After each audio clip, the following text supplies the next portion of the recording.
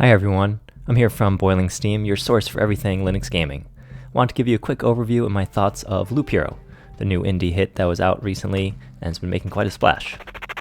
So, as the name suggests, you are a hero on the literal game loop as you walk around fighting different monsters and gathering resources. The fights themselves are not interactive. It's set up as an auto battler, so you take turns with the enemies, smash them back and forth until one of you is left standing. So the fight outcome is determined by your different equipment slots depending on your character class, and these do things like set up your attack rate, the amount of damage you do, critical hits, evasion, stuff like that. So as you walk around and gather more gear, you need to continue to improve your hero's stats and ability to fight the enemies because they'll be getting tougher as each loop continues and more enemies pile up. The enemies themselves are set up by your own play because you play cards that will put down different areas in the loop that will give you different resources and spawn different monsters and enemies for you to fight in order to gather more equipment and more resources. These cards also will do things like give you more health on the start of each day or give you more max health. As you place more cards, this will lead to the boss spawning on the loop, and you'll have to defeat the boss at your campsite, which is kind of where you start off, in order to continue progressing on the loop. If you die, you will keep some of your resources, however, you'll face quite a penalty and lose most of them.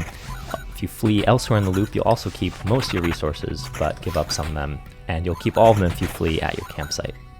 So this adds a bit of risk-reward type balance of how far you want to go, how far do you want to push your progression on the loop, trying to gather more resources, get more gear, and improve in order to keep going, or do you flee in order to keep more of what you've gathered so far, not risk losing it all, or losing most of it.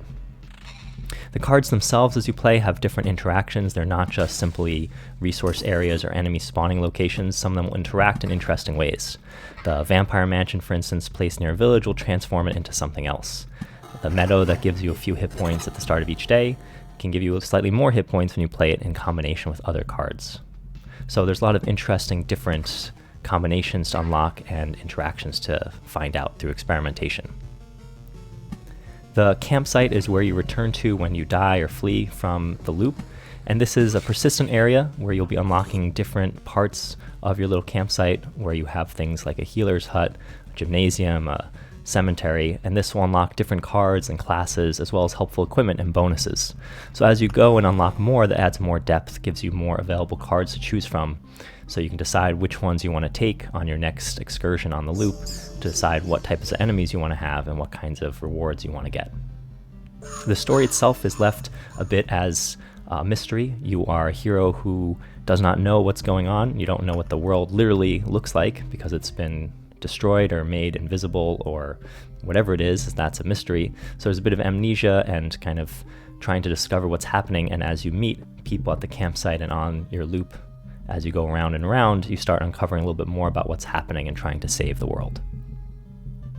As you can see from the way it looks and sounds, it's very much in that old school vein, pixel graphics, chiptune style music. Overall, it definitely nails that aesthetic. It leans heavily into that and does well with the style, even though the gameplay itself, of course, is bringing in a lot of kind of newer genres and newer style of gameplay. There is an option to have smoother fonts rather than the pixel fonts, as well as a dyslexic-friendly version of the font.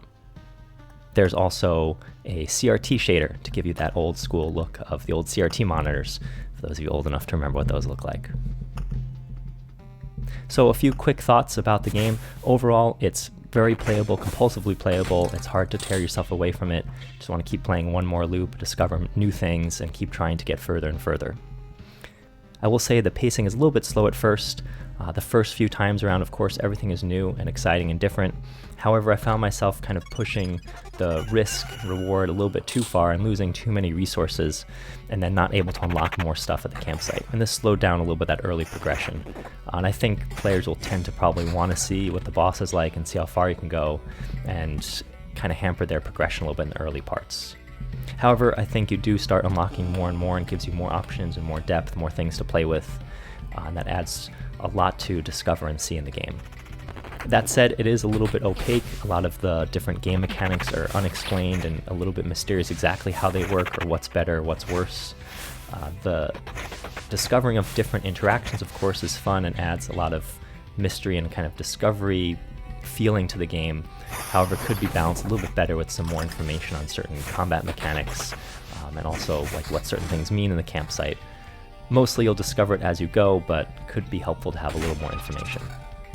The gameplay pace I found to be a bit more on the relaxed side. You can't be totally hands-off. It's not an auto battler that you can just keep going. You have to keep looking at your equipment and swapping in new pieces and playing new cards. You can, of course, pause outside of battle to play your cards and leave it to figure out your next move and if you can make it around the loop back to your campsite. It's a nice pace to put on, sometimes a podcast or something in the background, although the music is quite good, until the later loops where it gets a bit more hectic and you might be biting your fingers a bit to see if you're going to make it through. So I would like a little bit of a faster speed, especially in earlier loops. It takes a while before much happens and you're not fighting too many things, you're not fighting very quickly. So it'd be nice to have a few more options to speed it up a bit more. You can set some higher values in a manual configuration file, but it'd be nice to see that in the game itself.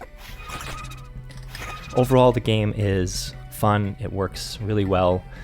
It has a lot of interesting different pieces of genres between the kind of standard hack and slash, gather more loot as you keep going and resource to build up a camp, and roguelike elements with the randomness and the different pieces you'll see depending on your luck or unluck as you go along.